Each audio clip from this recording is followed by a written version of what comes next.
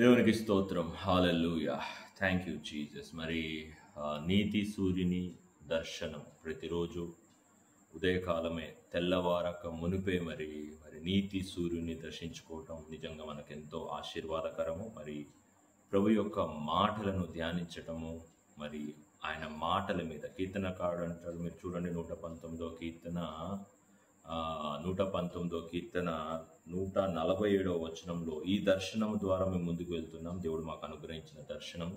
ఎందుకు ఉదయకాల ప్రార్థనలు ఏంటి అంటే ఇదేమి ఆచారం కాదండి, ఇదేమి అలవాటు కాదు. కీర్తనకారుడు చెప్పిన ఆ యొక్క మాటని మరి దేవుడు మాకు అనుగ్రహించి, దేవుని నోట నుండి వచ్చిన ఆ మాట, ఆ యొక్క మాటను దేవుడు మాకు దర్శనముగా అనుగ్రహించి నడిపిస్తున్న విధానము. అందును బట్టి మరి ప్రభువునకు కృతజ్ఞతాస్తుతులు చెల్లిస్తున్నాం. మీరు చూడండి ఆ మాట 119వ కీర్తన 147వ వచనం చూడండి ఒకసారి.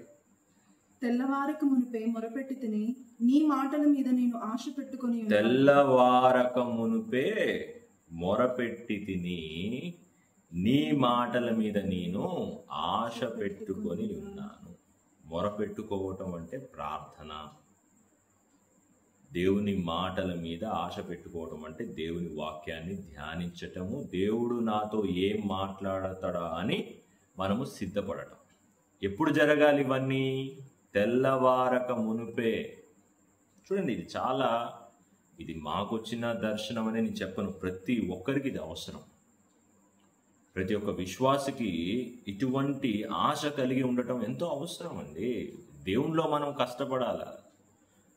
నాకు నేర్పించింది దేవుడు ఏంటి అంటే, దేవునిలో ఒకవేళ మనం కష్టపడకపోతే, దేవునిలో మనం ఒకవేళ శ్రమ పడకపోతే లోకంలో శ్రమ పడాల్సి వస్తుంది, లోకంలో కష్టపడాల్సి వస్తుంది. చాలామందికి లోకంలో శ్రమలు కష్టాలు అలవాటు అయిపోయినాయి. దేవుని కొరకు నిలబడమంటే నిలబడలేకపోతున్నారు. దేవుని కొరకు కొంచెము కష్టపడలేకపోతున్నారు, కొంచెము శ్రమ పడలేకపోతున్నారు. తెల్లవారక మునిపే. అదే మీరు చూడండి, ఇప్పుడు ఈ ప్రేయర్స్ మార్నింగ్ 3 o'clock మొదలవుతాయి. నీతి సూర్యుని దర్శనం అనే యొక్క ప్రార్థనను మేము ఉదయకాలం 3 గంటలకే మొదలు పెడతాం. 3 to 4 పర్సనల్ ప్రేయర్. ఆ విషయాలు కూడా నేను ఇంకా ముందు మీకు తెలియజేస్తా. 3 to 4 పర్సనల్ ప్రేయర్, ఎవరి ప్రేయర్ వారికి. 4 to 5 చర్చ్ ప్రేయర్, సంఘ ప్రార్థన. అంటే 4 to 5 ఎవరెవరైతే మరి ఆశ కలిగి ఉన్నారో వారు ఆన్లైన్లోకి వస్తారు. కాన్ఫరెన్స్ కాల్లో అందరం ప్రార్థనలో పాల్గొంటాం. 5 o'clock ఈ విధంగా వాక్యం ద్వారా మేము ముందుకు రావడం జరుగుతుంది. ఎందుకు ఇవన్నీ చేయాల్సిన అవసరం ఏంటి అంటే, ఇదేమీ అలవాటు కాదు, ఇదేమీ ఆచారం కాదు, ఇట్లా చేస్తేనే దేవుడు వింటాడని కాదు. కానీ ఆశ కలిగి మనం దేవుని సన్నిధికి రావాలి. ఆశతో ఇప్పుడు చూడండి, మరి ఈ యొక్క శరీరాన్ని ఎప్పుడైతే మనం తగ్గించుకుంటామో, ఇప్పుడు ఉపవాస ప్రార్థన ఎందుకు చేయాలి? చాలామంది ఉపవాస ప్రార్థనని ఆచారంగా తీసుకుంటున్నారు. జాగ్రత్త, ఉపవాస ప్రార్థన ఆచారం కాదు. ఆల్ నైట్ ప్రేయర్స్ అని జరుగుతూ ఉంటాయి. ఆల్ నైట్ ప్రేయర్స్ ఆచారం కాదు. మోకరించి ప్రార్థన చేస్తున్నాం. మోకరించి ప్రార్థన చేయటం ఆచారం, అలవాటు కాదు. ఇవన్నీ ఎందుకు వచ్చాయి? ఇవన్నీ దేని కొరకు దేవుడు ఈ విధంగా కొన్ని సిస్టమ్ పెట్టాడు, కొన్ని రకాల పద్ధతులు, నియమాలు పెట్టాడు. ఇవేమి ఆచారాలుగా అలవాట్లుగా చేసుకోవటానికి కాదు. మన శరీరాన్ని మనం ఎంతగా తగ్గించుకుంటామో అంతగా ఆత్మలో హెచ్చించబడతాం, ఆత్మలో ఎదుగుతాం. మనం చెప్పుకునేవన్నీ ఆత్మానుసారమైన విషయాలే. బైబిల్ మొత్తం మనకు తెలియజేసేది ఆత్మ సంబంధమైన విషయాలు. ఈ మాట మరలా నేను రిపీట్ చేస్తా ఉన్నా. దేవుని సన్నిధికి ఎవరైనా వస్తుంటే ఆత్మ సంబంధమైన విషయాలు నేర్చుకోవడానికి రావాలి. ఎందుకంటే ఎప్పుడైతే మనం ఆత్మలో వర్ధిల్లటం మొదలు పెడతామో అన్ని విషయాలలో వర్ధిల్లటం మొదలు పెడతాం. చాలా ప్రాముఖ్యమైన విషయం ఇది. ఈ విషయాన్ని ఎవరు గమనించట్లే. ఇప్పుడు శరీర సంబంధమైన అవసరం లేదా? అవసరమే. అవి అవసరం లేవని నేను అనను. ఎందుకంటే మనం భూమి మీద ఉన్నాం, లోకంలో ఉన్నాం. ఈ అవసరాలన్నీ మనకు తీర్చబడాలి. దేవుడే తీరుస్తాడు. అవి అడగాలి, అడగొద్దని నేను అనట్లే. కానీ వాటి కోసమే దేవుని దగ్గరికి రావద్దు. ఎందుకంటే వాటి కోసం మనం ఎక్కడికైనా పోవచ్చు. లోకంలో శరీర అవసరాలు తీర్చడానికి చాలా మంది ఉన్నారు, కానీ ఆత్మీయమైన అవసరాలు తీర్చడానికి లోకంలో ఎవ్వరు లేరు. అది కేవలము మన ఆత్మని సృజించిన దేవాది దేవునికి మాత్రమే సాధ్యం. ఈ విషయాన్ని మనం అందరం గమనించాలి. ఎందుకు ఉదయకాల ప్రార్థనలు? ఎందుకు మనం మన నిద్రను సాక్రిఫైస్ చేసుకోవాలి? ఎందుకు మన శరీరాన్ని నల్లగొట్టుకోవాలి? ఎందుకు మోకరించి ప్రార్థన చేయాలి? ఎందుకు ఉపవాస ప్రార్థన చేయాలి అంటే ఇవేమి ఆచారాలు కాదు, ఇవేమి మత సంబంధమైనవి కాదు. ఎవరైనా ఇలా చేస్తుంటే ఈరోజు సరి చేసుకోండి, దేవుడు మీతోనే మాట్లాడుతున్నాడు. నువ్వు ఉపవాసం ఉంటున్నావా? అది నీ శరీరాన్ని తగ్గించుకునే విధంగా ఉపవాసం ఉండు. అప్పుడు నువ్వు ఆత్మలో హెచ్చించబడతావు. కానీ అది అలవాటుగా కేవలం ఆహారాన్ని మానేసేసి మిగతా అన్ని చేసేసుకుంటా ఈరోజు నేను ఉపవాసం ఉన్నా అని దేవునికి ఏదో మనం చేస్తున్నట్లుగా ఫీల్ అవ్వద్దు ఎవరు. మనము ఏమి చేసినా దేవుని కొరకు ఏమి చేయట్లేదు. మనము ఏమి చేసినా ఆత్మలో మనము వర్ధిల్లటానికి, ఆత్మలో హెచ్చించబడటానికి మనం చేస్తున్నాం అనే విషయం గమనించుకోవాలి. దేవుని కొరకు మనం ఏం చేయట్లేదు. దేవుని కొరకు మనం ఏం చేయాల్సిన అవసరం లేదు. దేవుడే మన కొరకు అన్ని చేశాడండి. దేవాది దేవుడు యేసయ్యనే మన కొరకు అన్ని చేశాడు. ఇంకా మనం ఏం చేయాలి? యేసయ్య కొరకు మనం ఏం చేయాల్సిన అవసరం లేదు. నువ్వు ఏమి చేసినా, ప్రార్థన చేసినా, వాక్యం ధ్యానించినా, మందిరానికి వెళ్ళినా, ఏదన్నా ప్రేయర్ మీటింగ్కి వెళ్ళినా, మరి పరిచర్యకి నువ్వు సహకరించినా, నువ్వు ఏదైనా కానుకలు సమర్పించుకున్నా, లేకపోతే ఏదైనా సహాయం చేసినా, పరిచర్య కొరకు ఏదైనా పని చేసినా, పరిచర్యలో నువ్వు ఏ పని చేసినా, చర్చిలో ఏ పని చేసినా అది దేవుని కొరకు ఏదో చేస్తున్నట్లు ఎవరు ఫీల్ అవ్వద్దు దయచేసి. అది మన కోసం మనం చేస్తున్నామన్నా, నా ఆత్మలో ఎదగటానికి నేను చేస్తున్నా, నా రక్షకుడైన యేసయ్య నాకు ఇచ్చిన జీవితానికి కృతజ్ఞతగా నేను ఇది చేస్తున్నా అనే విషయాన్ని మనం గమనించాలి. చాలా ప్రాముఖ్యమైన విషయం ఇది. ఉపవాసము కానీ, మోకరించి చేసే ప్రార్థన కానీ, లేకపోతే ఆల్ నైట్ ప్రేయర్స్ కానీ, ఇంకా ఏ రకమైన ప్రార్థనలు ఏదైనా కానీ ఒక అలవాటుగా, ఆచారంగా మనం చేయొద్దు. ఏదైనా ఆత్మ సంబంధంగా చేయాలి. ఆత్మలో మనం వర్ధిల్లాలి. బైబిల్ మొత్తం మనకి తెలియచేసేది ఆత్మలో ఎలా వర్ధిల్లాలి, ఆత్మలో ఎలా మనం ఆశీర్వదించబడాలి. ఎప్పుడైతే ఆత్మానుసారమైన విషయాలు మనం వర్ధిల్లుతామో మిగతా అన్ని విషయాలు, శరీర సంబంధమైన విషయాలలో, ఈ లోక సంబంధమైన విషయాలలో దేవుడు మనల్ని ఆశీర్వదిస్తాడు. అది దేవుని మాటల్లో ఉన్న రహస్యం. దేవుని మాటల్ని మనం ధ్యానించాలి. తెల్లవారక మునిపే నీ నిద్రని సాక్రిఫైస్ చేసుకుంటున్నావా? అదే తెల్లవారక మునిపే మార్నింగ్ 3 o'clock డ్యూటీ అంటే నువ్వు వెళ్ళవా? మార్నింగ్ 3 o'clock నీకు షిఫ్ట్ ఉంది, డ్యూటీకి వెళ్ళాలి, 100% వెళ్తాం. 2 గంటలకే లేచి తయారవుతాం. అంటే దేవుని మాటలంటే మనకి చూడండి, ఉద్యోగానికి ఇచ్చే విలువ కూడా మనం దేవునికి ఇవ్వట్లేదు, సృష్టికర్తకి. ఈ లోక సంబంధమైన వాటికి ఎంతకాలం మనం విలువ ఇస్తామో లోకములో శ్రమ. గుర్తుపెట్టుకోండి మాట, చాలా ఇంపార్టెంట్. లోకానుసారమైన విషయాలను మనము ఎంతకాలం వాటి మీద ఆసక్తి చూపుతామో, ఎంతకాలం వాటి వెంట పడతామో ఈ లోకంలో మనకి శ్రమ. దేవుని విషయాల మీద మనం ఎంతగా ఆధారపడతామో, దేవుని విషయాల మీద మనము ఎంతగా ఆసక్తి చూపుతామో ఈ లోకంలో మనకు అంత ఆశీర్వాదం. ఆమేన్, హల్లెలూయా. గుర్తుపెట్టు, ఈ లోకంలో మనకి అంత ఆశీర్వాదం. కాబట్టి ఈ బైబిల్ని కేవలం ఒక బుక్ లాగా, లేకపోతే చదవాలి కదా, లేకపోతే బైబిల్ని ఫినిష్ చేయాలి కదా, సంవత్సరానికి నేను 2 సార్లు చదివినా 3 సార్లు చదివినా మంచిదే, చాలా మంచిది. కానీ ఆ మాటలు నీలో పని చేస్తున్నాయా? ఆ మాటల మూలంగా నువ్వు ఆత్మలో ఎదుగుతున్నావా? నీలో మార్పులు వస్తున్నాయా? నీ యొక్క ప్రవర్తనలో, నీ యొక్క ఆలోచన విధానంలో మార్పులు రాకుండా నువ్వు ఎన్ని సంవత్సరాలు బైబిల్ ధ్యానించినా వ్యర్థమే. ఎన్నిసార్లు బైబిల్ తిరగేసి చదివినా వ్యర్థమే. ఈ మాటలన్నీ మన కొరకే. పుటము వేయబడిన దేవుని మాటలు అగ్ని వంటి మాటలు. అగ్నికి ఉన్న లక్షణం ఏంటి తెలుసా అండి? అగ్ని 2 చేస్తుంది, 2 రకాల కార్యాలు చేస్తుంది అగ్ని. ఏంటి తెలుసా? ఫస్ట్ అంటే పరిశుద్ధపరుస్తుంది వస్తువుని. మీరు బంగారాన్ని, వెండిని, వీటిని అగ్నిలో వేసి సరి చేస్తారు అంటే అది బాగు చేస్తుంది. రెండోది ఏంటి అంటే నాశనం చేస్తుంది. అగ్నికి 2 లక్షణాలు ఉన్నాయి. ఒకటి సరి చేస్తుంది, 2 నాశనం చేస్తుంది. దేవుని మాట అగ్ని వంటిది. ఆ మాట నిన్ను బాగు చేయాలి, కానీ ఆ హెచ్చరికలకి, ఆ యొక్క ఆజ్ఞలకి నువ్వు లోబడకుండా నాశనం అవ్వద్దు. ఇది చాలా ఇంపార్టెంట్ విషయం. దయచేసి ఈ విషయాన్ని మీరందరూ గమనించాలి. నీ దేవుడు నాకు నేర్పించిన విషయాలు మీకు తెలియజేస్తున్నా. ఇన్ని సంవత్సరాల విశ్వాస ప్రయాణంలో మరి దేవుడు మరి ఏ విధంగా నడిపించాడో అవన్నీ సాక్ష్యముగా మీ ముందు పంచుకుంటాము. మరి నేను, నా కుటుంబము మరి రక్షణలోకి ఎలా వచ్చింది, రక్షణ సాక్ష్యం ఏంటి, మరి ఎందుకు మీ ముందుకు రావాల్సి వచ్చింది, ఎందుకు మరి ఈ విధంగా సువార్త ప్రకటించాల్సిన ఆ స్థితి వచ్చింది, ఈ స్థాయికి ఎలా వచ్చాము ఏంటి అనేది అన్ని సాక్ష్యంగా మీ ముందు పంచుకుంటాను. ప్రార్థన చేస్తున్నాను. కాబట్టి దేవుని వాక్యము అంగీకరించిన వారు పరిశుద్ధపరచబడతారు. ఫస్ట్ది అగ్నికి ఉన్న లక్షణం చెప్తున్నా కదా.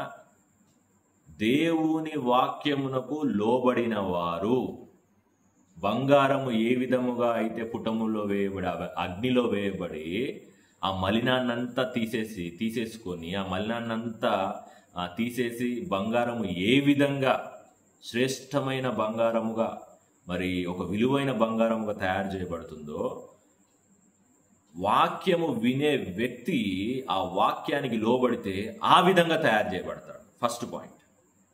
సెకండ్ పాయింట్, ఒకవేళ వాక్యము వినే వ్యక్తి ఆ వాక్యానికి లోబడకపోతే సెకండ్ పాయింట్ ఏంటి తెలుసా? నశించిపోతాడు. అగ్నికున్న 2 లక్షణాలు. మరి నువ్వు మొదటి వానిగా ఉన్నావా, రెండో వానిగా ఉన్నావా, అది నీకే తెలుసు. దయచేసి విషయాన్ని మనం గమనించాలి. మరి తెల్లవారక మునిపే మరి దావీదు మొరబెట్టుకుంటున్నాడంట, ప్రార్థన చేస్తున్నాడు, విజ్ఞాపన చేస్తున్నాడు. నీ కుటుంబ పరిస్థితులు ఒక నీ ఇల్లంతా కాలిపోతా ఉంది, నువ్వేం ఆదమరిచి నిద్రపోతా ఉన్నావు.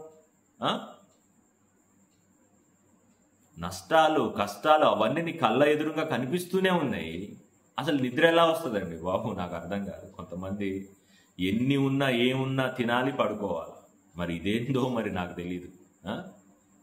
ఏదైనా సమస్య వస్తే ఆ సమస్య నుంచి విడుదల పొందుకునేదాకా, శ్రమ వస్తే శ్రమ నుంచి విడుదల పొందుకునేదాకా, అనుకోనివి ఎదురైతా ఉంటాయి, వాటి నుంచి విడుదల పొందుకునేదాకా మొరబెట్టుకోవాలి. విశ్వాసుల లక్షణం అది. ప్రభువా, తండ్రి, మరి ఎందుకు వచ్చిందో ఇది నాకు తెలియదు, కానీ దీని నుంచి బయటపడాలి నాయన, నాకు సహాయం చేయి ప్రభువా, బలమునివ్వు, జ్ఞానమునివ్వు, శక్తినివ్వు అని మొరబెట్టుకోవాలండి.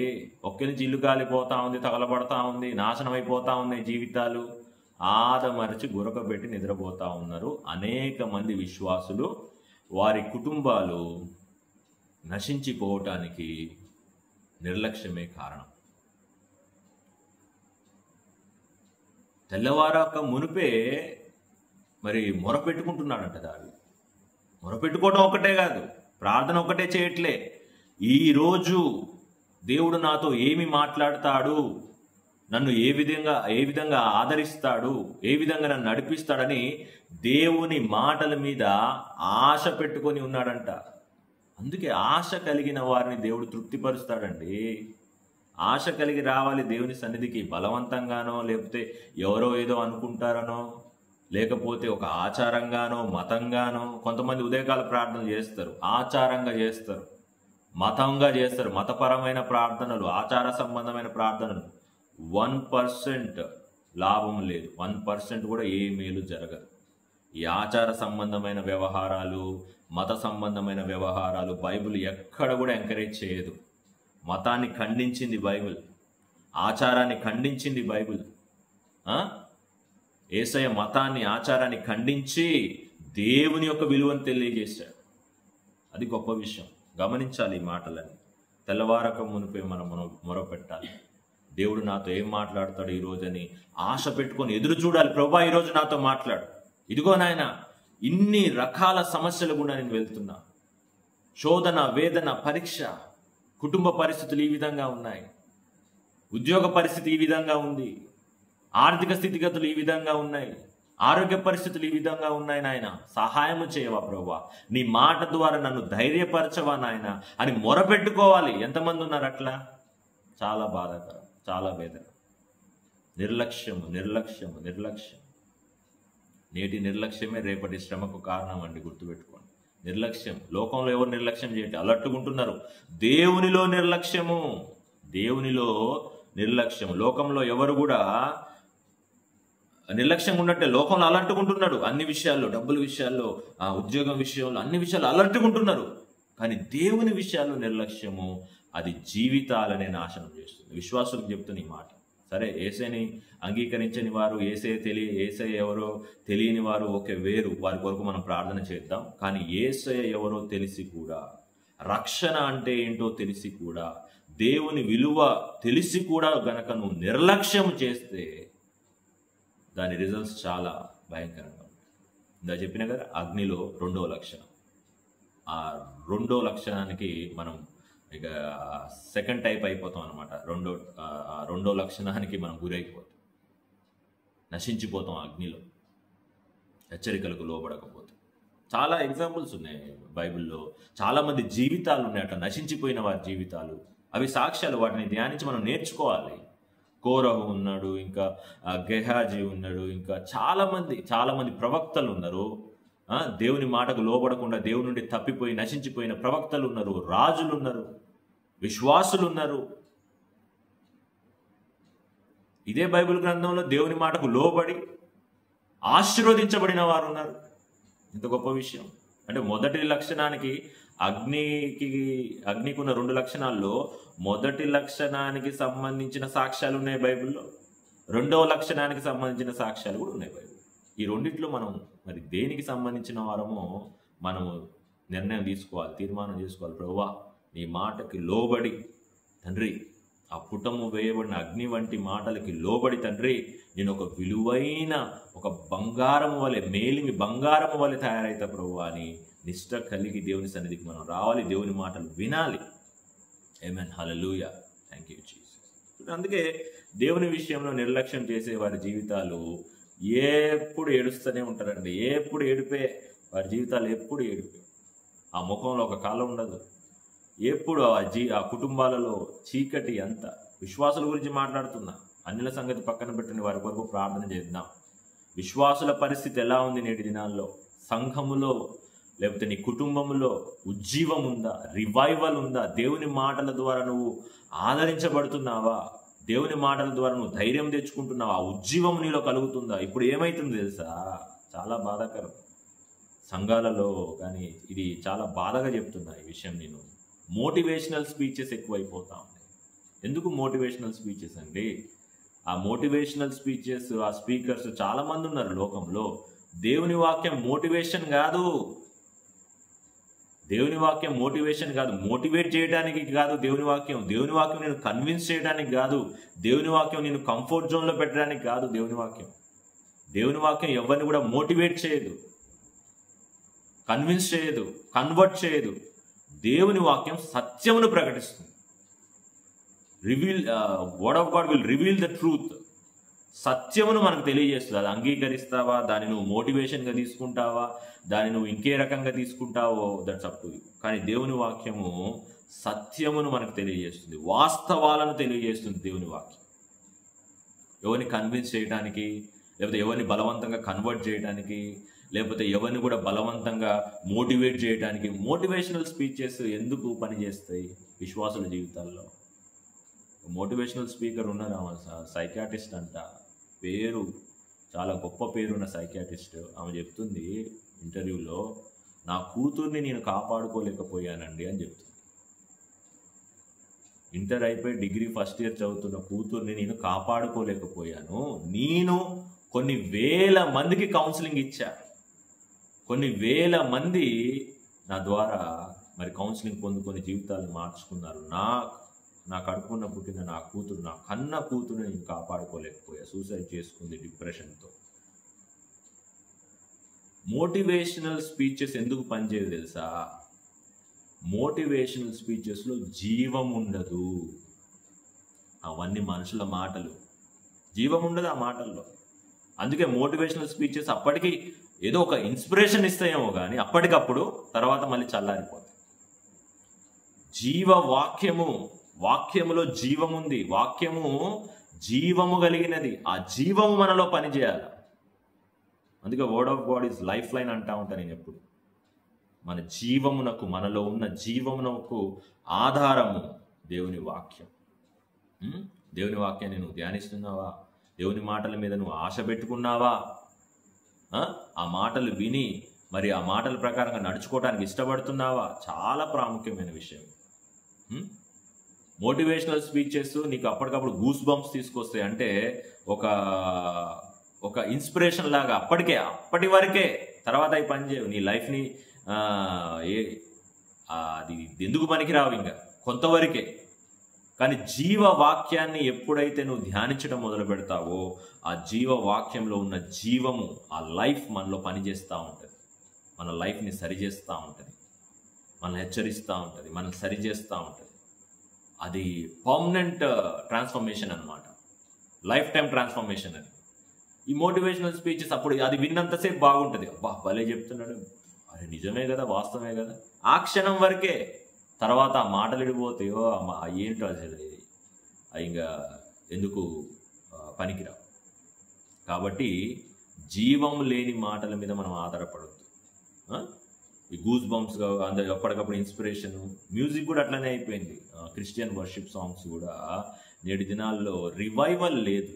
రివైవల్ రావాలండి, సంఘంలో ఉజ్జీవం రావాలి. ఆదిమ సంఘము ఏ విధంగా అయితే ఉజ్జీవించబడి పరిచర్యలో మరి అంత ఉధృతంగా వారు వాడబడ్డారో, సంఘాలు అంతగా విస్తరించాయో మనం చూస్తాం. అపోస్తుల కార్యాలు మొత్తం సంఘం ఏ విధంగా మొదలైంది, ఆదిమ సంఘంలో ఉన్న ఆ యొక్క ఉజ్జీవాన్ని మనం చూస్తాం. ఇప్పుడు మ్యూజిక్ కూడా ఏదో అప్పటికప్పుడు ఏమంటారు, ఉద్రేకం అంటారు కదా, ఉద్రేకం వేరు, ఉజ్జీవం వేరు. ఇప్పుడు అందరికి ఉద్రేకాలు కావాలి, ఉద్రేకాలు. ఆ మ్యూజిక్ వింటే అప్పటికప్పుడు అబ్బా దేవుని స్తుతిస్తున్నా, ఆరాధిస్తున్నా, అబ్బా ఈరోజు ఎంత బాగా జరిగింది ఆరాధన, బాగా జరిగింది ఆరాధన, మంచిగా జరిగింది ఆరాధన అంటే దాని అర్థం ఏంటి తెలుసా? నీ హృదయంలో ఎప్పుడైతే అక్కడ మ్యూజిక్ వచ్చినా, పాట వచ్చినా, ప్రార్థన చేసినా, వాక్యము ధ్యానించినా, నీ హృదయములో ఎప్పుడైతే పశ్చాత్తాపముతో ప్రభువునకు నువ్వు సమర్పించుకుంటావో అది ఉజ్జీవం.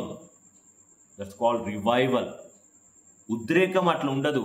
ఉద్రేకం ఏంటి తెలుసా? అప్పటికప్పుడు గూస్ బంప్స్ వస్తూ ఉంటాయి, ఆ మ్యూజిక్ వింటూ ఉంటాయి.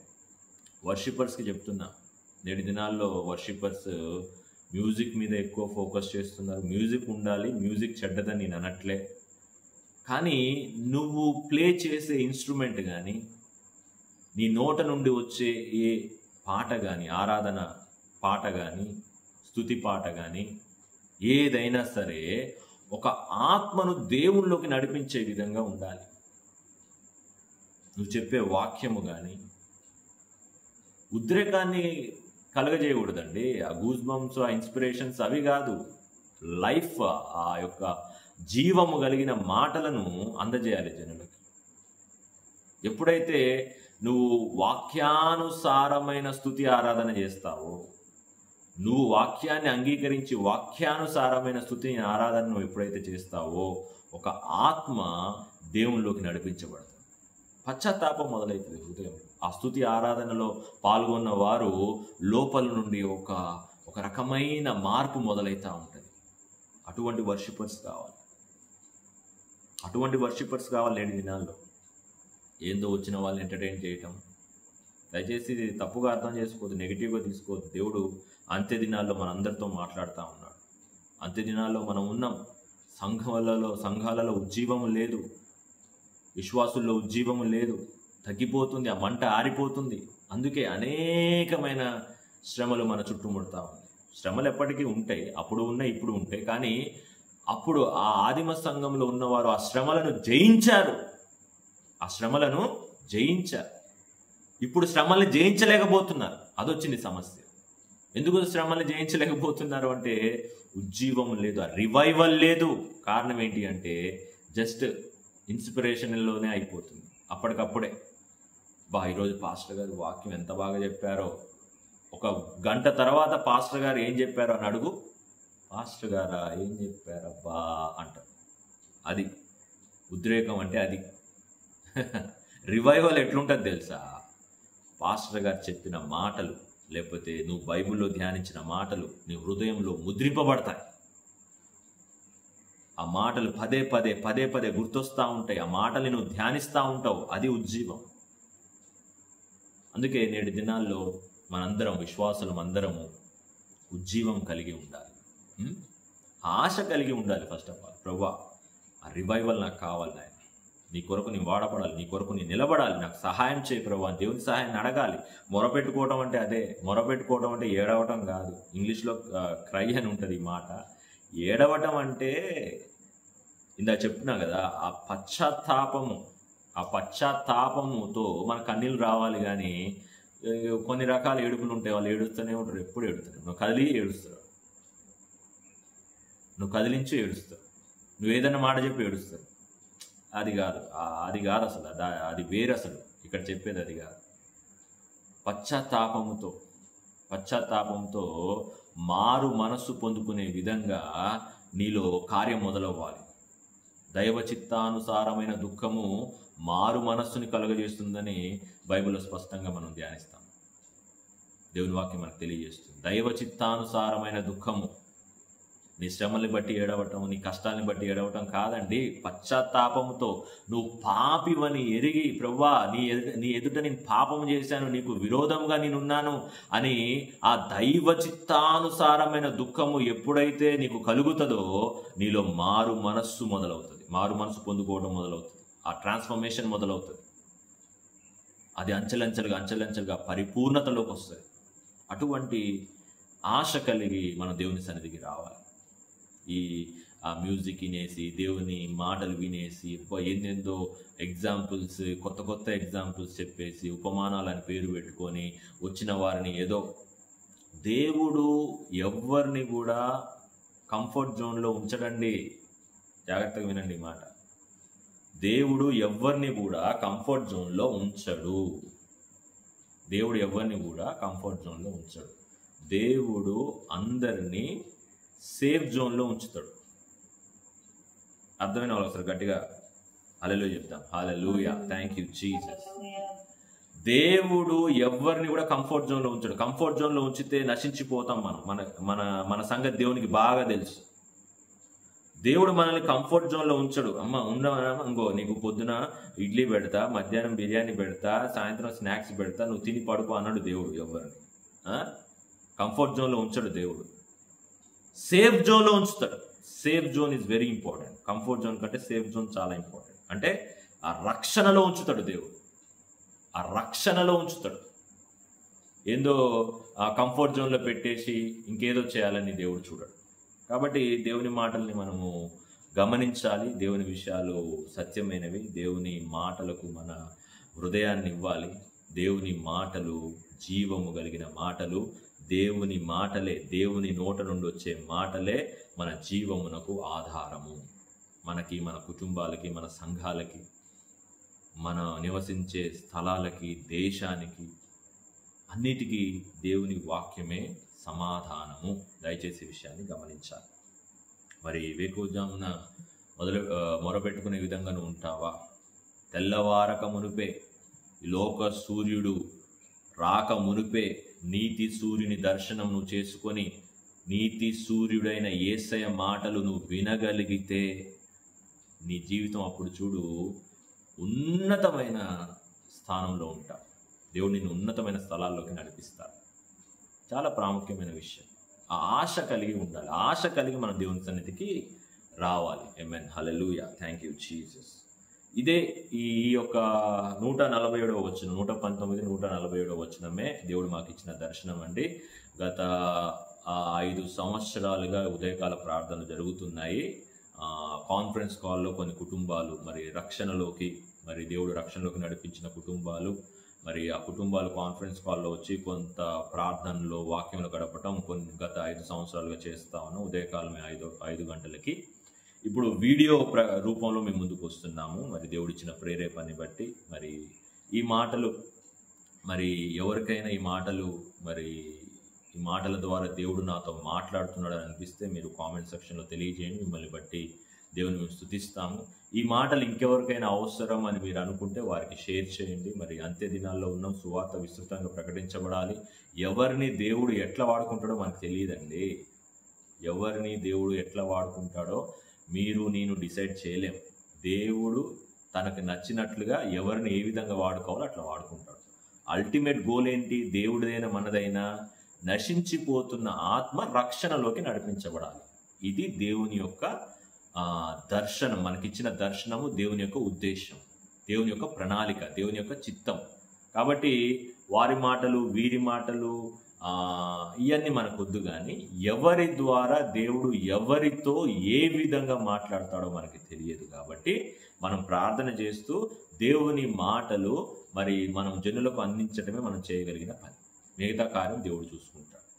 ఓకే, మన ఉద్దేశం ఏంటి? ప్రాముఖ్యంగా నేను మీ ముందుకు రావడానికి ప్రాముఖ్యమైన ఉద్దేశం ఏంటంటే, ఒక్క ఆత్మ అయినా రక్షణలోకి నడిపించబడాలి.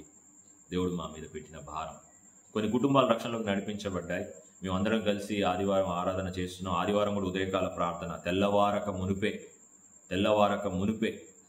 మీరు కూడా తెల్లవారక మునిపే మీరు ఆరాధనలో ఏమైనా పాల్గొనాలి అనే ఆశ ఉంటే మరి డిస్క్రిప్షన్లో ఉన్న నెంబర్కి కాల్ చేయండి. మరి ఎక్కడ ఏంటి ఎలా జరుగుతుందో మీకు వివరాలు తెలియజేయబడతాయి.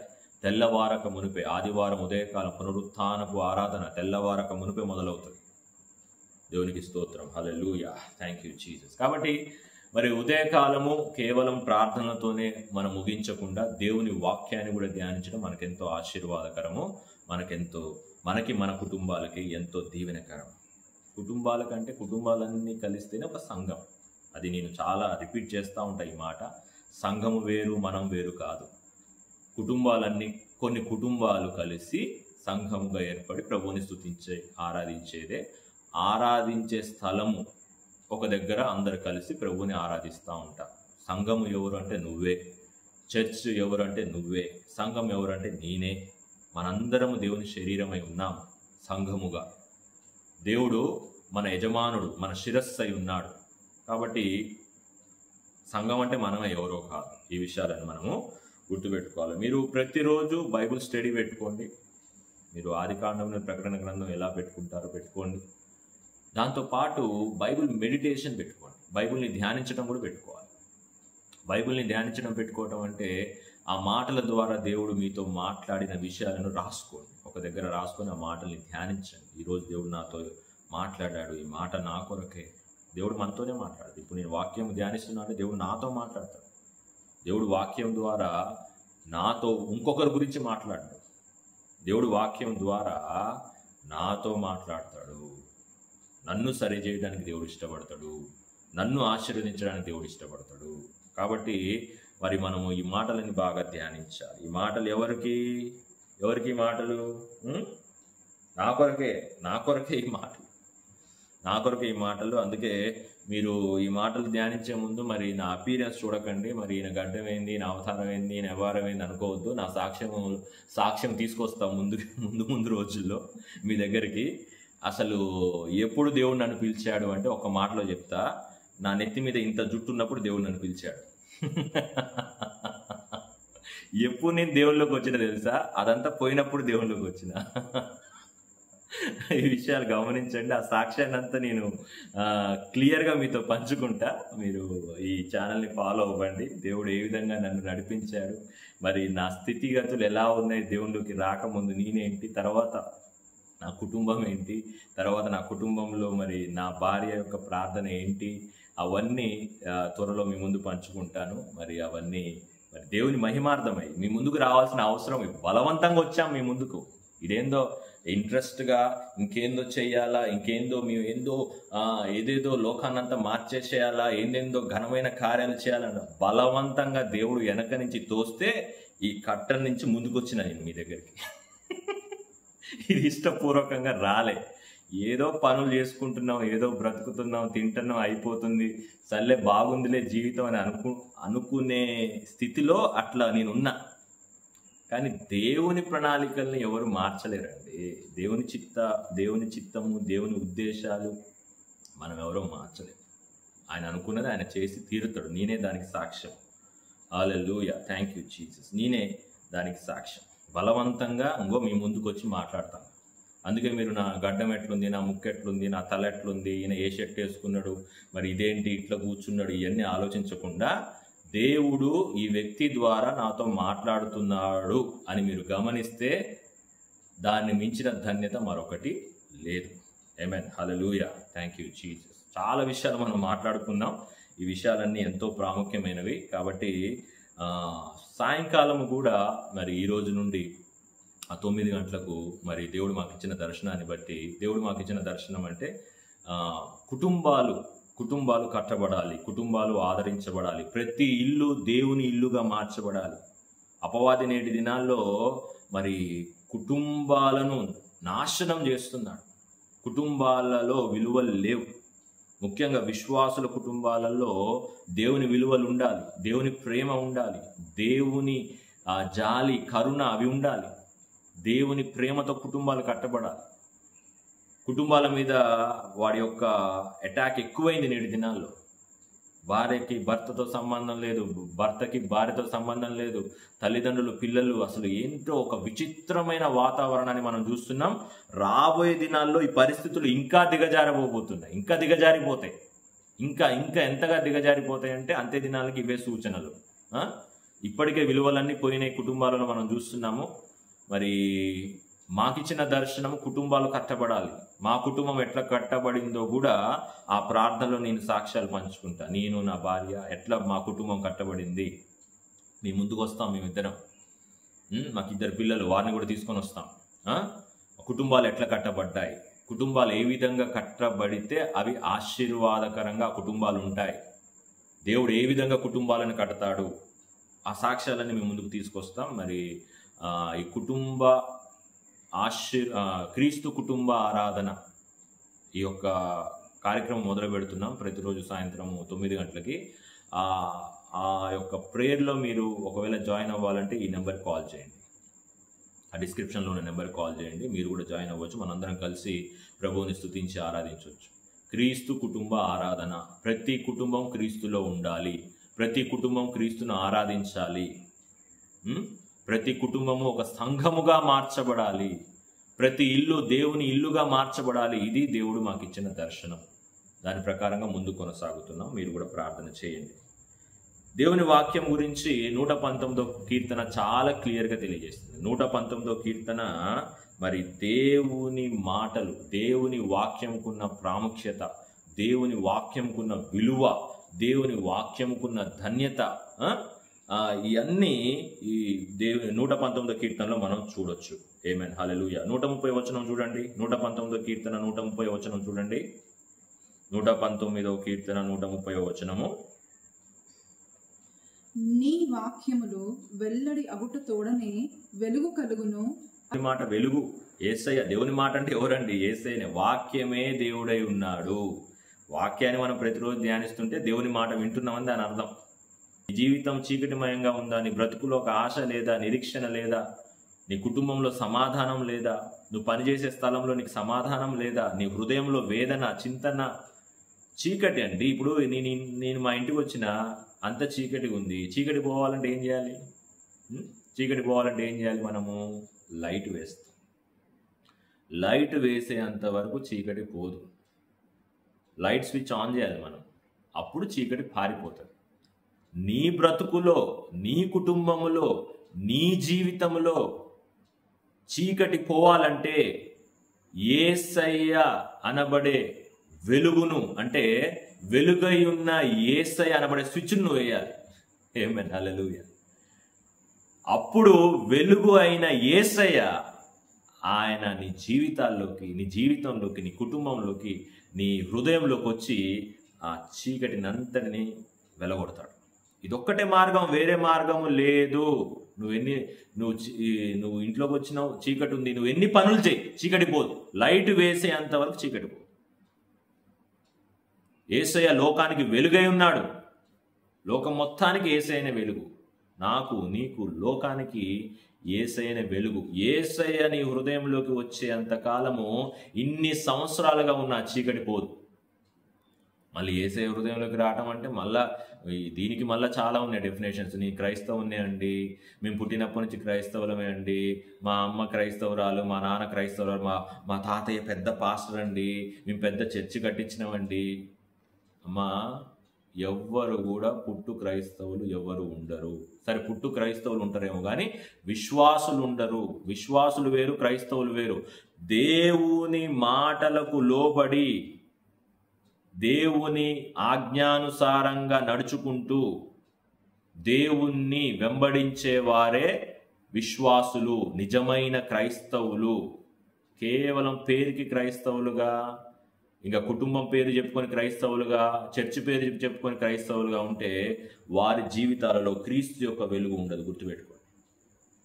అందుకే నేను చెప్తున్నా కదా, ఏ మతాన్నైనా ఏ ఆచారాన్నైనా యేసయ్య ఖండించాడు.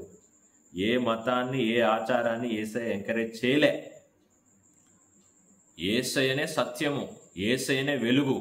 ఆ వెలుగు, ఆ సత్యము ఎప్పుడైతే మన జీవితాల్లోకి వస్తుందో అప్పుడంటే అవి చూడండి, తెలివి లేని వారికి తెలివి కలిగించును. బా, ఎంత గొప్ప విషయం. నేటి దినాల్లో జ్ఞానం లేకనే జనులు నశించిపోతున్నారు. యేసయ్య అదే అంటాడు కదా, నా జనులు జ్ఞానం లేక నశించిపోతున్నారు అంటున్నారు. బైబిల్ వాక్యం స్పష్టంగా తెలియజేస్తుంది. చాలా సందర్భాల్లో ఆ మాటను మనం ధ్యానిస్తాం. ఆ మాట ఉంది స్పష్టం. జ్ఞానము లేక, తెలివి లేక. ఏం తెలివి? మళ్ళా తెలివి అంటే రకరకాల తెలివిలు ఉన్నాయి లోకంలో. అబ్బో, అవి కాదు, అవి జీవితాన్ని బాగు చేసే తెలివితేటలు కావు, జీవితాలను నాశనం చేసే తెలివితేటలు. దేవుడు చెప్పే తెలివి ఏంటి తెలుసా? దేవుడు చెప్పే జ్ఞానం ఏంటి తెలుసా? కుటుంబాన్ని కట్టుకునే తెలివి, కుటుంబాలను కట్టుకునే జ్ఞానము, జీవితాలను కట్టుకునే జ్ఞానము, జీవితాలను కట్టుకునే తెలివి గురించి మాట్లాడుతున్నాడు ఇక్కడ. ఆ తెలివి ఎప్పుడు వస్తుందంట మనకి? ఆ తెలివి ఎప్పుడు వస్తుందంట? దేవుని వాక్యము వెల్లడి అగుట తోడనే. దేవుని వాక్యము ఎప్పుడైతే దేవుని నోట నుండి బయలుపరచబడుతుందో అప్పుడు వెలుగు కలుగుతుందంట. అప్పటి వరకు చీకటే, అప్పటి వరకు చీకటే. గమనిస్తున్నావు ఈ మాటలు? మరి యేసయ్య మనతోనే మాట్లాడుతున్నాడు, యేసయ్య నీతోనే మాట్లాడుతున్నాడు. వాక్యానికి నువ్వు ప్రాముఖ్యత ఇస్తున్నావా? వాక్యానికి నువ్వు ప్రాధాన్యత ఇస్తున్నావా? చాలా ఇంపార్టెంట్ అండి. నేటి దినాల్లో చాలామంది ప్రార్థన ప్రార్థన ప్రార్థన అంటారు, కానీ వాక్యము వాక్యము వాక్యము వాక్యము సరిగా ధ్యానించకపోవడం వలనే ఈ యొక్క అంత్య దినాల్లో అబద్ధ బోధకులు ఎక్కువ అవుతా ఉన్నారు. సంఘాల్లో గలిబిలి సృష్టిస్తున్నారు. రకరకాల డాక్టరీన్స్తోని సంఘాలని మరి తప్పు త్రోవ పట్టిస్తున్నారు. కాబట్టి నువ్వు గనక వాక్యాన్ని జాగ్రత్తగా ధ్యానిస్తే ఆ వాక్యము నీకు సత్యాన్ని తెలియజేస్తుంది. ఆ సత్యములో మనం నడవటం మొదలు పెడతాం. ఆ సత్యం మనల్ని ఏం చేస్తుంది? స్వతంత్రులుగా చేస్తుంది. ఆమేన్, హల్లెలూయా, థ్యాంక్ యూ జీసస్. అప్పుడు ఆ వెలుగు ప్రకాశించినప్పుడు తెలివి లేని వారికి ఆ వెలుగు ఏం చేస్తుందంట? తెలివిని కలిగిస్తుందంట. 119 కీర్తన మొత్తం ధ్యానించండి మీరు. వాక్యానికి ఉన్న ప్రాముఖ్యత మనం అందులో చూడొచ్చు. అద్భుతమైన మాటలు, అద్భుతమైన మాటలు, అద్భుతమైన మాటలు. చూడండి 143వ వచనం చూడండి. 143. శ్రమయు వేదనయు నన్ను పట్టి ఉన్నవి, అయినను నీ ఆజ్ఞలు నాకు సంతోషము కలుగజేయుచున్నవి. శ్రమల్లో ఉన్నావా, వేదనలో ఉన్నావా, అటు ఇటు పరిగెత్తకు, అటు ఇటు పరిగెత్తకు. వారి వెంట వీరి వెంట పరిగెత్తకు. దయచేసి మనుషుల వెంట పరిగెత్తకు, లోకం వెంట పరిగెత్తకు. నీకు శ్రమలు వచ్చాయి, నువ్వు వేదనలో ఉన్నావు, దేవుని మాటను ధ్యానించు. కూర్చో, ఒక దగ్గర కూర్చో ప్రశాంతంగా. బైబిల్ తీ, ఓపెన్ చేయి, ఫోన్ స్విచ్ ఆఫ్ పెడే. నీకు ఒక రూమ్ ఉంటే రూమ్లోకి వెళ్ళు, బోల్డ్ పెట్టుకో, వాక్యం ఓపెన్ చేయి, బైబిల్ ఓపెన్ చేయి, వాక్యాన్ని ధ్యానించడం మొదలుపెట్టు. నీ మనసుకి ఏది అనిపిస్తే, ఏది ధ్యానించాలనిపిస్తే ఆ టైంకి ఆ చాప్టర్ ఓపెన్ చేయి. ఒక్కొక్క వచనం చదువుతా ఉండు. వాక్యం చదవడం అంటే మళ్ళీ ABCDEFG అట్లా కాదు. ఒక్కొక్క వాక్యం ధ్యానించు.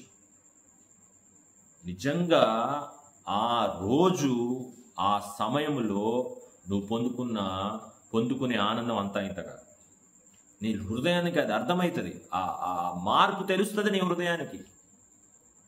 శ్రమ వచ్చింది, నీకు వేదన వచ్చింది, పరిగెత్తకు అటు ఇటు, వారి వెంట వీరి వెంట చూడకు. దేవుడు నాకు నేర్పించింది, మీకు చెప్తున్నా. అటువంటి సాక్ష్యాలు రాబోయే దినాలు ఎన్నో పంచుకుంటా. ఎన్నో శ్రమలు, ఎన్నో వేదనలు. ఇప్పుడు నా గురించి ఇప్పుడు చూస్తున్న వారికి ఇప్పుడు నా ఫేస్ ఇట్లా, లేకపోతే నేనేంటో ఇప్పుడు కరెంట్ నా సర్కిల్కి అందరికీ తెలుసు. కానీ ఒక 10-15 సంవత్సరాల క్రితం నా ఫ్రెండ్స్ కానీ నా ఎవరైనా సరే వాళ్ళు నన్ను చూస్తే గుర్తుపట్టరు. ఈ మధ్యలో ఎంత జరిగిందో అవన్నీ రాబోయే దినాల్లో మీతో పంచుకుంటాను. గుర్తుపట్టకపోతేనే మంచిదిలే. ఏమైనా హల్లెలూయా, దేవునికి స్తోత్రం. అయితే శ్రమ వచ్చింది, వేదన వచ్చింది. ఎటు పరిగెత్తుతున్నావు నువ్వు? ఎవరి వైపు చూస్తున్నావు? మనుషులతోనే దేవుడు సహాయాన్ని పంపిస్తాడండి. ఇప్పుడు ఇక్కడ ఉన్న ఒక రహస్యాన్ని మీకు చెప్తా. దేవుడికి నువ్వు ఇందాక నేను చెప్పినా కదా, గదిలోకి వెళ్ళు. సరే, ఎగ్జాంపుల్ చెప్తా. నీకు ఒక 10 లక్షల రూపాయలు అప్పు ఉంది. 10 లక్షల రూపాయల అప్పు తీర్చాలి. ఇంకా అది ఇక ఇక పీకల దాకా వచ్చింది. ఇక వేరే మార్గం లేదు. మరణమే శరణం అన్నట్టుంది. ఇక మరణించటమే అన్నట్లుంది. ఇప్పుడు నేను చెప్పిన ఇందాక ఒక మాట ఏంటి, నీకు ఆ శ్రమ వేదన కలిగినప్పుడు దేవుని మాటను ఓపెన్ చేయని చెప్పిన. దేవుని మాటను నువ్వు నీ గదిలోకి వెళ్ళి దేవుని వాక్యం ఓపెన్ చేయని చెప్పిన. ఇప్పుడు నువ్వు దేవుని వాక్యం ఓపెన్ చేసి చదువుతా ఉంటే ఆకాశంలో నుంచి ఒక 10 లక్షల మూట నీ ముందు పడదు. దయచేసి విషయాన్ని గమనించి, దేవుడు పనిచేసే విధానము ఒక ప్రత్యేకమైన విధానం అండి. దాన్ని అర్థం చేసుకోవాలి మనం. విశ్వాసుల జీవితాలు ధ్యానించండి బాగా. మోషే జీవితం, అబ్రహాము జీవితం, దావీదు జీవితం, దానియేలు జీవితము, ఆ ప్రవక్తల జీవితాలు, విశ్వాసుల జీవితాలు, నూతన నిబంధనలు, అపోస్తుల జీవితాలు, భక్తుల జీవితాలు ధ్యానించండి బాగా. వారి జీవితాల్లో దేవుడు ఎట్లా పనిచేశాడో మన జీవితాల్లో కూడా దేవుడు అట్లనే పనిచేస్తాడు. దేవుడు ఆశ్చర్యకరుడే, అద్భుతాలు చేస్తాడు. కానీ తన స్టైల్లో చేస్తాడు, నీకు నచ్చినట్టు చేయడు. తన పద్ధతిలో చేస్తాడు. ఆ విషయాన్ని గమనించాలి. ఇందాక ఇప్పుడు పాస్టర్ గారు శ్రమ రాగానే లోపలికి వెళ్ళి తలుపేసుకొని వాక్యం తీయమన్నాడు. ఆశ్చర్యకార్యం జరుగుతుందంట. అంటే నీ ముందు ఏదో ప్రత్యక్షం కాదు, మొదట మార్పు మొదలవుతుంది. అక్కడ ఏముంది చూడండి, 143. శ్రమ వేదన నన్ను పట్టి ఉన్నవి, అయినను నీ ఆజ్ఞలు నాకు సంతోషము కలుగజేయుచున్నవి. ఆ మాటను అర్థం చేసుకోవాలి మనం జాగ్రత్తగా. ఆ మాటలు నాకు శ్రమ నుండి వేదన నుండి విడుదలనిచ్చాయి అని చెప్పట్లే ఇక్కడ. మొదట హృదయంలో మార్పు మొదలైంది. ఒక సంతోషముతో మనం ఉంటాం. శ్రమ అట్లనే ఉంటుంది, వేదన అట్లనే ఉంటుంది, ఇమ్మీడియట్గా వెళ్ళిపో. కానీ ఆ శ్రమల్లో, ఆ వేదనలో ఎప్పుడైతే నువ్వు దేవుని మాటను ధ్యానించడం మొదలు పెడతావో మొట్టమొదట నీ హృదయంలో నుండి మార్పు మొదలవుతుంది. ఒక సంతోషకరమైన ఆ యొక్క పరిస్థితిని నువ్వు చూస్తావు. ఒక సంతోషం, ఒక ఆనందం. శ్రమలు పోయాయా, వేదనలు పోయాయా? పోలే, ఉన్నాయి. ఇంకా అక్కడ అట్లనే ఉన్నాయి. కానీ మొట్టమొదట ఆ మార్పుని నువ్వు గమనిస్తావు. ఆ మార్పు ఏం చేస్తుందంటే నేను విశ్వాసంలో బలపరుస్తుంది. నిన్ను విశ్వాసంలో బలపరిచే కొద్దీ ఆ శ్రమని, ఆ వేదనని నువ్వు ఎదుర్కోవడం మొదలు పెడతావు. దేవుని ఆత్మ సహాయం ఎదుర్కోవడం అంటే మళ్ళీ నీ బలము, నీ శక్తి సరిపోదు. దాని నుండి ఎలా విడుదల పొందుకోవాలి? ఇందాక ధ్యానించినట్లుగా, ఇందాక మనం ఏం ధ్యానించినాము? దేవుని మాట వెల్లడి అగుటతోడనే మనకి ఏం కలిగిన తెలివి లేని వారికి ఏమొచ్చిందంట? తెలివి వచ్చింది. తెలివినిస్తాడు, జ్ఞానంనిస్తాడు. ఆ శ్రమను ఎట్లా ఎదుర్కోవాలి, ఆ శోధనను ఎట్లా ఎదుర్కోవాలి, దేవుడు తెలివినిస్తాడు, జ్ఞానం ఇస్తాడు. నా జీవితంలో ఉన్నాయి ఎన్నో సాక్ష్యాలు, అవి తీసుకొని వస్తాం మీ ముందుకి. మా జీవితాల్లో, మా కుటుంబాల్లో ఇప్పుడు కొన్ని కుటుంబాలుగా మేము దేవుణ్ణి ఆరాధిస్తున్నాం. కొన్ని కుటుంబాలన్నీ కలిసి ఒక చిన్ని మందగా దేవుని సన్నిధిలో మరి దేవుని స్తుతించి ఆరాధిస్తున్నాం. వారి కుటుంబాల్లో కూడా అనేకమైన సాక్ష్యాలు, వారి సాక్ష్యాలు కూడా మేము ముందుకు తీసుకొస్తాం. శ్రమ వచ్చింది, వేదన వచ్చింది, ఏమి చేయాలి? పరిగెత్తకు, అటు ఇటు పరిగెత్తు. దేవుని మాట విను, దేవుని వాక్యం ఓపెన్ చేయి. నీ హృదయంలో మొదట మార్పు మొదలవుతుంది. ఎప్పుడైతే నీ హృదయంలో మార్పు మొదలవుతుందో ఆ శ్రమని ఆ వేదనని ఎట్లా ఎదుర్కోవాలో దేవుడు నీకు సహాయం చేస్తాడు. మనుషుల ద్వారానో ఎట్లా చేస్తాడో దేవుడు చూసుకుంటాడు. నువ్వు కాదు నిర్ణయించేది, నేను కాదు నిర్ణయించేది. ప్రభువా ఫలానా వ్యక్తి నాకు సహాయం చేస్తే బాగుండు అంటే పో, ఇంకా వాడంట పడుకో అంటాడు దేవుడు. ఫలానా ఆ వ్యక్తి నువ్వు కాదు డిసైడ్ చేయాల్సింది. దేవుడు ఎవరిని నడిపిస్తాడో దేవునికి తెలుసు.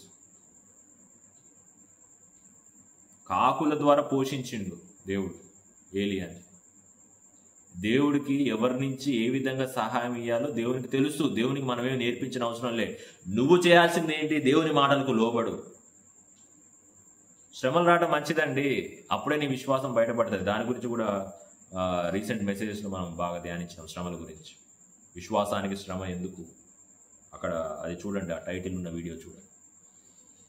మంచిదే, అక్కడ నీ విశ్వాసము బయలుపరచబడుతుంది. నీ విశ్వాసం చాలా ఇంపార్టెంట్. ఇది శ్రమ రాకపోతే నీ విశ్వాసానికి మార్కులు రావు. నీ విశ్వాసం ఏంటో నీకే తెలియదు అసలు. ఫస్ట్ సరే, శ్రమ వేదన వచ్చినప్పుడు ఏమి చేయాలి అంట? దేవుని ఆజ్ఞలు, దేవుని మాట, ఆజ్ఞ అన్న వాక్యం అన్న లేకపోతే బోధ అన్న ఇవన్నీ దేవుని మాటలే, దేవుని వాక్యమే. ధర్మశాస్త్రం అన్న, ఉపదేశం అన్న ఇవన్నీ ఉంటాయి మాటలు. అవి వాటన్నిటికీ అర్థము దేవుని వాక్యమే, దేవుని వాక్యమే. ఆ వాక్యం ఏం చేసిందంట? ఫస్ట్ నాకు సంతోషాన్ని కలగజేసిందంట. శ్రమ ఉందా అక్కడ? అక్కడే ఉంది, శ్రమ తొలగలే. వేదన ఉందా? వేదన అక్కడే ఉంది, వేదన తొలగిపోలే. కానీ వాక్యం ఏం చేసిందంట?